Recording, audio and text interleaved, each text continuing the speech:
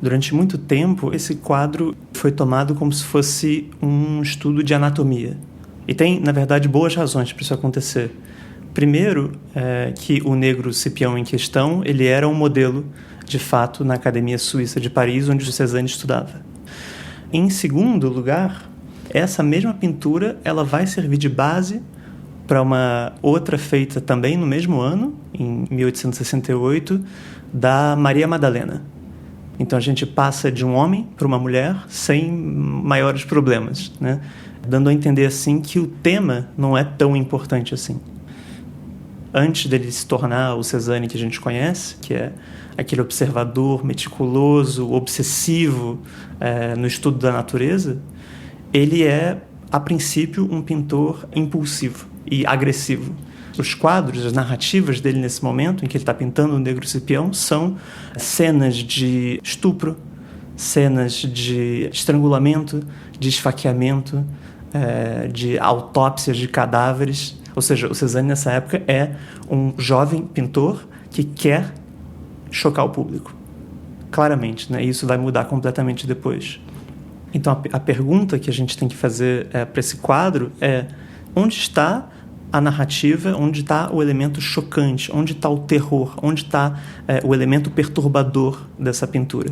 E, justamente, recentemente, um historiador da arte propõe a hipótese de que esse quadro seria uma tentativa do Cézanne de comentar a situação da escravidão, né? Num contexto abolicionista nos Estados Unidos e na França nesse momento. Então esse quadro ele seria a representação não de um sonho sombrio, assustador, mas de uma realidade perfeitamente concreta, assustadora. E de fato a gente sabe que tem uma fotografia nesse momento, alguns anos antes, que havia circulado na França e que mostra um negro norte-americano que consegue fugir dos campos de algodão e ele vai, no meio da guerra civil, lutar com os exércitos do norte, que são abolicionistas.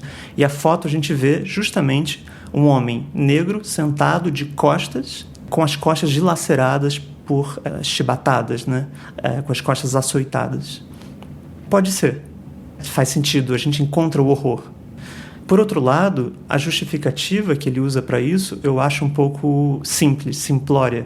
Ou seja, as manchas vermelhas do quadro seriam sangue, o elemento branco seria uma alusão ao algodão, a calça azul é uma calça de trabalhador, ele está sem camisa porque ele está cansado, porque ele está mostrando os açoites dele, né?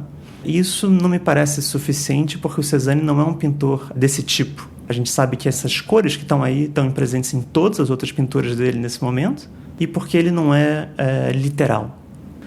Por outro lado, tem a ideia de que as costas desse personagem estão exacerbadamente alongadas porque isso é uma deformação da fotografia. Ou seja, o Cézanne estaria copiando uma fotografia e isso é possível porque o Cézanne faz isso. A gente não fala o suficiente disso, mas o Cézanne pinta fotografias também, além da natureza e além dos sonhos.